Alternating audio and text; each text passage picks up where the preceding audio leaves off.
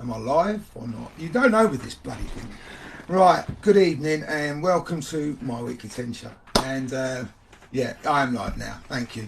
It just pops up and then it goes off again for some reason, I don't know why. Anyway, okay, before I go on to, about tonight's subject, which is why do we choose to feel frustrated and stressed?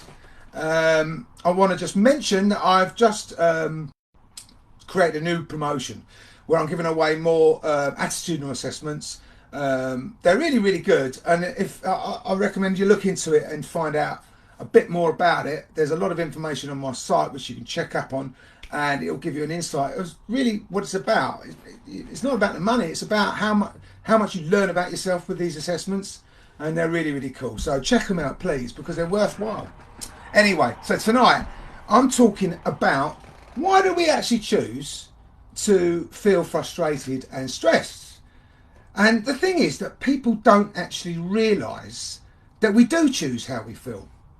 We assume that the circumstances that we're going through, our situations in life or our relationships or whatever it may be, create our feelings. They create how we, our emotions about things.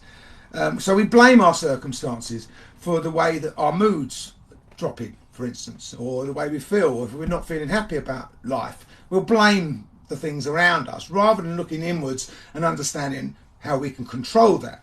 So people don't actually realise how much power they have over their feelings, and it's actually your beliefs and your perceptions which create your moods. And the question is, why do we choose, and we do choose, to feel stressed or frustrated? That's the question. And the answer to that question is because we lack awareness of our thoughts, of our feelings, and ultimately our actions. That's what it boils down to. And what I want to do tonight really is give you a very clear demonstration of how powerful your thoughts are and how powerful your feelings are and how you can actually use that to create the life that you want to experience. So I'm going to give you a very clear idea how this works. So think of this. We're talking about hypothetical situations here now. So if you think of a current situation or an event or a challenge, let's say, that's going on, that's affecting it. And a common one which springs to mind, which is a very obvious one, is the COVID situation. And, you know, we're all experiencing it in some way. And it's with everything that's going on recently on the news, it's going to be this, it's all doom and gloom.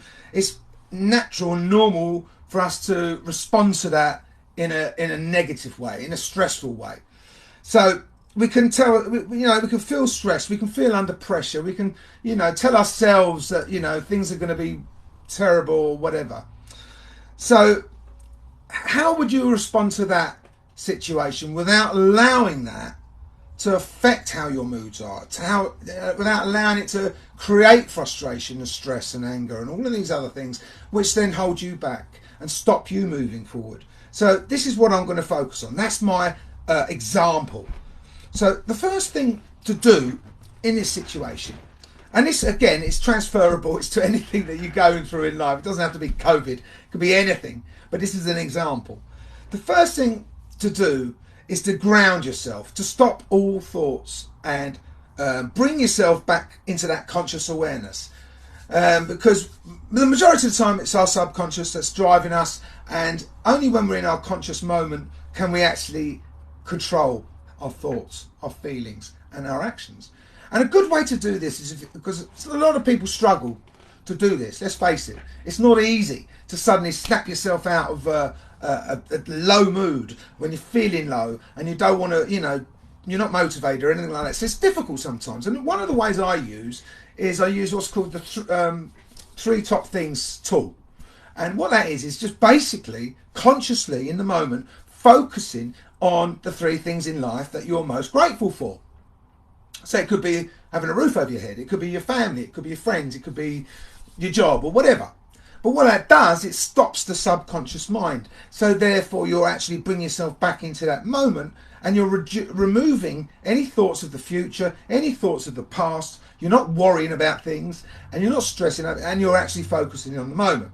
And when you're in that moment, that's when you have to do this. You have to look at yourself and consciously ask yourself the question, what am I feeling? And when I say what am I feeling, I mean physically. Because when you identify how you physically feel in any moment, you're consciously connecting with yourself. So basically what you're doing is saying, what am I feeling right now? And you might have stress, you might have tension in the shoulders, or tensed up, or you might have a bad back, or your legs, or whatever it is. But you're acknowledging that, and it's bringing you to your awareness when you do that.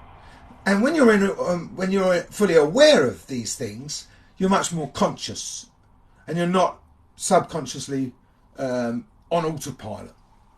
The second thing to do is to ask yourself, what emotions am I experiencing? And ask yourself that, and I'd literally focus inwardly and acknowledge whatever I'm experiencing right now. And it could be anger, it could be frustration, it could be happiness, it could be anything. So you acknowledge the emotion that's going on within you, so that you're actually focusing and consciously becoming aware of what is going on inwardly. Again, switching off the subconscious, focusing consciously on what's actually happening within you, physically and emotionally. And then ask yourself the question, what thoughts am I having which are creating that emotion that I'm feeling? So if you're feeling angry, it'll be because there's a thought somewhere going on, and it's probably in your subconscious, where you're telling yourself something about whatever that situation is. You might not be aware of it at the time, but when you stop and do this, you become aware of it, and then you can identify the thought that you're telling yourself in the back of your mind, in your subconscious, or perhaps even consciously. So I'll give you examples of this, exactly how this works. So in your subconscious mind lurks fear, assumptions, limiting beliefs, interpretations. That's where that swamp of crap lives.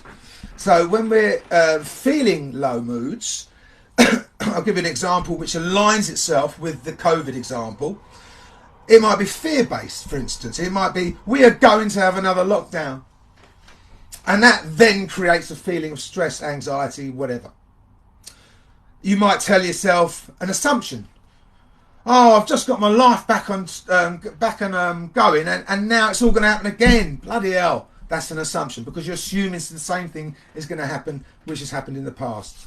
And again, that creates a negative feelings, and you feel low as a result. Might tell yourself a limiting belief. It might be something, if this carries on, I'm not going to get a holiday in the summer and everything's going to be terrible, blah, blah, blah. So again, it's a limiting belief. How true is it? You have no evidence to back that up. And it's a belief that you're creating in your mind, and then you're going on to believe. It might be an interpretation. Again, Christmas is going to get cancelled. All my plans are going out the window. Again, it's a story that you're creating in your mind, which you then go on to believe, which then goes on to create your emotions. And then what happens? So when you tell yourself these things, these sort of things, fear, assumptions, limiting beliefs, interpretation, subconsciously or even consciously, you create feelings of and emotions of fear, anger, worry, doubt, anxiety. And then what happens then, as a result, the actions, you do nothing. You become demotivated. You make no plans. You overthink everything. You can't sleep at night. Your actions become counterproductive. You might drink more. You might not go to the gym because you don't feel motivated. You'll find reasons not to do things because your energy will be low, because you'll be telling yourself there's no point. And that's the actions that come out of those beliefs, those thoughts, beliefs and feelings and emotions. And it's absolutely normal to do that, because we all do that. It's human nature to do that. So it's normal to be less motivated when you feel these things and believe them, basically. And then obviously that leads to us being a lot less productive in all areas of our lives. What would happen if you could think and feel differently about all of this in any given situation? How important do you think that then would be to you to change your thinking and your feelings so that they are working for you all of the time, instead of just some of the time, all of the time? So I'm going to give you an example of how you do this. So we've grounded ourselves. We're now emotionally aware of what's going on within us, our feelings, our physical health, everything. We're aware of this now. We've switched the subconscious mind off. We've got rid of those fears, limited beliefs, assumptions, interpretations, and we're now replacing them with new thoughts. The new thought here is, it's never as bad as people always make out. We might have a new belief, and the new belief might be, this new variant, it's going to be proven to be less harmful and everything will be fine. That's your new belief. You might see an opportunity here. So you could say, I've got an opportunity to, really move forward with my life here, because I can choose how I want to feel. I can choose how I want to act. And then what happens then is, when you choose thoughts like that, which are powerful, are building up sort of thoughts, constructive thoughts, the feelings that follow are calmness, peace, power, success, confidence, creative sort of thinking. So we become much more in control of our lives and where we want to be going. And the actions that follow suit, we start making plans. We focus on things much more clearly. We enjoy life more. And we just basically take control of where we want to be moving forward to and what we want to do. And we learn more, we grow more, we enjoy life more. And that's what happens when you are able to take control of your thoughts, your feelings and your actions. And you can make them work for you in any circumstance. And you see opportunities everywhere, possibilities everywhere. And you believe things that are possible which you didn't believe before. You start creating things, and that is the result of being able to choose what you want, the life that you want to experience. And that's what I help you do as a coach. I help you create that. So if you're in that sort of horrible energy, stuck in that mindset where you're not moving forward, get in touch with me now and I'll help you get out of it. Good night.